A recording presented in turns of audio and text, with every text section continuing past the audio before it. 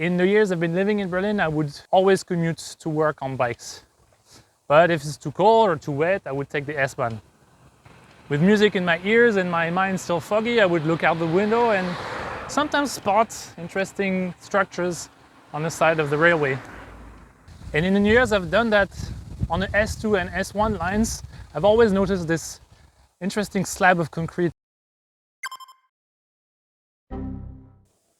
I never thought too much about it. It was not wild by Berlin standards.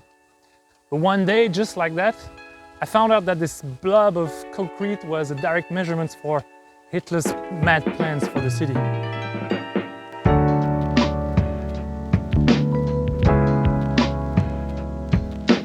You've probably heard of this before. At the height of the Third Reich, plans for a mega new capital were made under the name Germania.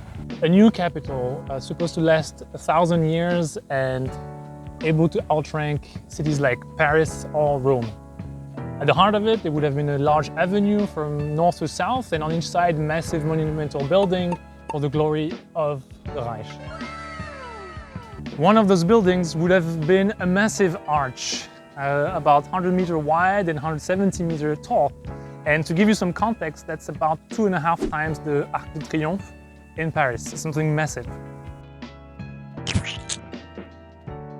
Albert Speer, a high-ranking Nazi minister, was appointed to make the mad dreams of Germania come true. He knew all too well that Berlin was built on sandy and swampy grounds.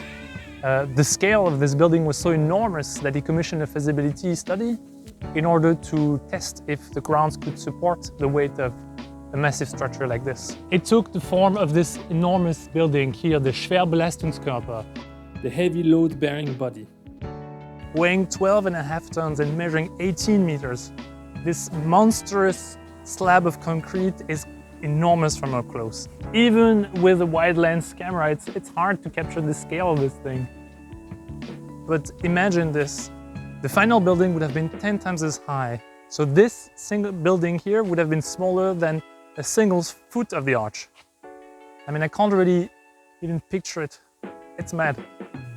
The experiment would have been deemed a success if the structure would have sunk by 6 centimeters. But before the end of the war, it had already sunk by 19 centimeters. After the war, the structure was simply left in place because it would have been too costly to destroy it and probably too dangerous for the neighboring houses too. So it was left in a state of decay until 1995, when it was listed as a protected monument.